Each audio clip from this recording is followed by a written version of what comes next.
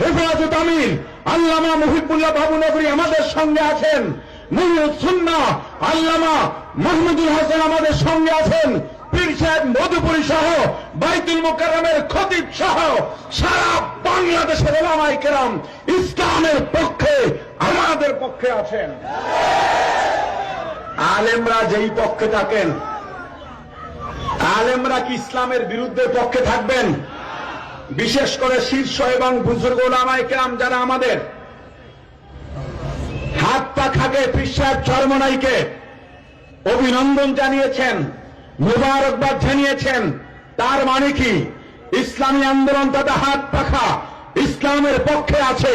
এদেশের মানুষ ইসলাম চায়, এবার বিপ্লব ঘটাতে হবে। মনের ভিতরে কোন ধরনের ভয় সংশয় রাখা যাবে না। হাত পাখার পক্ষে ভোট বিপ্লব হবে। ঢাকা 5 থেকে বিপুল ভোটে হাত পাখায় সিল মেরে হাজী ইব্রাহিমকে সংসদে পাঠাতে হবে।